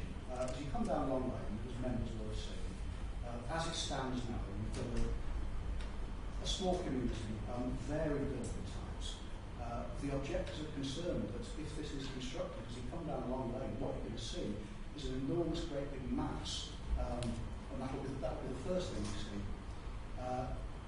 It is subjective. The officer has said that this application is being considered on balance. It's my opinion, and the opinion of the objectors as well, that it's just too large. Now, if members were to wish to refuse this, there are 2 grounds that they could do it. Firstly, aesthetics, and you have policies in your own UDP, and you have emerging policies as well that talk about that. In my opinion, it's too large, it's unsightly, and it would be overly dominant. The second potential reason for refusal is greenbelt. You've got the extension to curtilage aspect, but you've also got the cumulative impact of all existing extensions or extensions since July 1948. This is a subjective thing, and the applicant hasn't carried out the calculation to demonstrate what additional volume is being created. But Kirklees used to work on the basis of 30%, and I'm sure that there is more than 30% additional volume to take everything back from that 1948 baseline. The objectors they're not NIMBYs. They don't have a problem with an extension per se. And what the objectors would like to suggest that instead of this enormous great big extension that will stick out like a sore thumb, that the applicant considers a smaller extension onto that gable that has a pitched roof that's subservient to the main extension, but doesn't have the element that projects out 4 metres to the side. And if the applicant were happy to do that, the objectors would remove their objection to it. Thank you. Mr. Couch. Mr. Gibson. Just looking at the work that has commenced, the work that was commenced is in relation to knocking down the garden room at the back. The reasons being it was blocking light coming to the house, and it wasn't built to our standards. So our intention was to remove that down to ground level and basically start again. Thank you. Thank you. Jeremy Child, Acumen Agent. Just listening to what Mr Crouch has just said on behalf of the applicants, obviously our client wants to rationalise what is there. We've negotiated with officers to something that would be keeping, in their opinion, and of a suitable volume. We did consider using community development rights for an 8-metre extension, 4 metres high on that corner, in a much more modern design. We did put an application in which we withdrew because we wanted committee to decide on something that was appropriate. As the objectors would be aware, we could actually go 8 metres at the back with a modern extension, which would be much more prominent. Our client simply tried to do something that is in keeping with the settlement. The bungalow, I think this gentleman lives in here, is sort of a more modern addition. Relate to your own? Sorry. So from our perspective, what we feel we've done is we've come up with a proposal that is in keeping and rationalises what is actually on site in terms of materials and form, and we think that the officer has got the recommendation correct. Obviously, notwithstanding that there is some objection, and I'd like, if possible, the committee to support this because it's here at the request of Councillor Armour. Understand it's subjective, but the planning officers have assessed it in relation to policies and consider it acceptable. Thank you.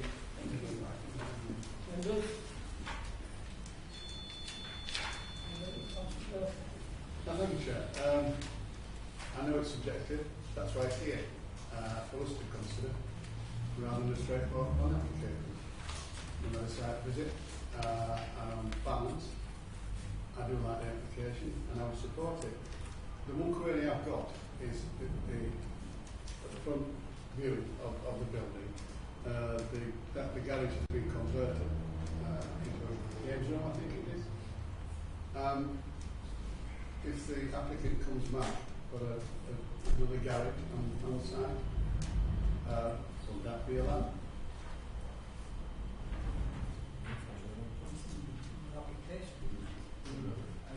I'm just wondering whether the site has actually reached the saturation point. That's right. It's been raised as intensification. We'd have to come back. Sorry, just quickly, we'd have to assess any subsequent application regarding this long-term. Councillor Pinnock, can I bring in Councillor? Thank you, Chair. I'd just like to ask a question. What is the percentage of the original extensions in relation to the house building, and what is the percentage of the proposed new extensions in relation to the house building? Are the percentages very similar? The existing, I have the calculations in front of me.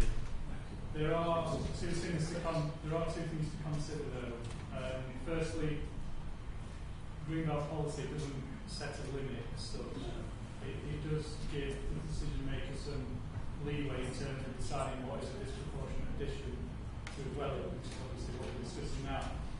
The extensions in total would comprise approximately 33% additional volume over and above what we consider to be the original dwelling, so a 33% increase. But that's an approximate calculation based on things in front of me. You will know in addition there is some additional works to create a raised area of patio. Now they're not in the calculations because that doesn't comprise a new build. So this is what I suppose one gets at is 33%. It's 33% in terms of the new build, that's right. It's more. Councillor Taylor? As we've pointed out, it's one of those, it is very subjective, isn't it? It's just, it is, as I call it, one of those, you can go either way. I actually am tending to think that it is too large. It's in the green belt. It's coming down that road, you look across, it will look too big a mass. So at this moment in time, I'm inclined to refuse this on those grounds, and I'm quite happy to move refusal on those grounds. It's too big, and it's in the green belt, and I think the fact that some of the work we started didn't help their case. Never does help us. Especially when you read it, that they were told Scott didn't. Councillor Scott? Yeah, I've got photos, and I do think the site is too big and it's going to be overdeveloped. So I'm happy to second Councillor Turner's proposal. Councillor Graham, I've just got a couple of questions actually. Looking at the site, it almost looks like there could be a third storey down below. Is there any guarantee that that's not going to be like a cavity space that would then later be used, maybe illegally as extra dwelling? And it mentions here also about natural coarse stone, and the roof would be in materials to match the existing. Is that natural coarse stone going to be identical to the stone that's currently there? there's a lot of stone being taken down to be reused. Yeah. Right, yeah, if I can come back on the points, Councillor. We would ordinarily say the materials have to match the existing dwelling, and what we would mean by that is in terms of the actual material and the size and the coursing. So that would be a standard condition. We can, I'm just looking at the recommendation, I don't think you specifically said you want to see samples of the materials, but I don't see any reason why we couldn't attach that as a planning condition. Members are so minded to approve the planning commission. In terms of the basement element that you referred to, the plans do show that that wouldn't be part of living accommodation, it wouldn't be part of the living space, it would just be as you see on the plans, ground floor and first floor. There is actually an existing, as you can see on elevation A, does indicate there is an existing basement in the existing property. But that is existing. There isn't a proposal to provide an additional area of living accommodation below ground. Can you put the main road? This is the site area. Yeah, because can you tell me what the extent of the green belt is in the, is that all the red line in the ownership? Yeah, I think the green belt issue first. It's washed over green belt with these parts, so the site's all in green belt and all the land in red in the green belt. The red line boundary, I understand that the correct certification is being served. I know that the objector did mention concern regarding curtilage. Yes. Now, the planning unit, curtilage is quite a woolly area, but in essence, this is not an application to change the use of the land. This is an application to extend the dwelling. And as far as I'm aware, the correct certificates have been served, and the application is for an extension to a dwelling. We could attach an informative to reiterate that the red line boundary is that does actually show the planning unit, but normally what happens is the curtilage is shown in red and the remainder of the land is shown in blue in ownership. Otherwise you're going to get permitted development rights for the whole of that land. So through you, Chair, what I would advise as officers is that in whichever decision you decide to make today, it's delegated back to officers to have that plan amended, so it is purely around the curtilage of the property with the remainder of the land in blue prior to the decision whether it's an approval or a refusal being issued. Yeah, sorry, Chair, the other thing is we are recommending to remove mixing development. Yeah, you see that, that's fine. Any other questions? Anybody? There's more than a second to refuse that. I'll move the application. Did you move it first? Yes. Was it seconded? I'll second that. Yeah. We'll move it first. Right. So, you've got a move and a second to accept officer's recommendation with the conditions regarding the curtilage. All those in favour? All those against? 1, 2, 3, 4, 5. Thank you.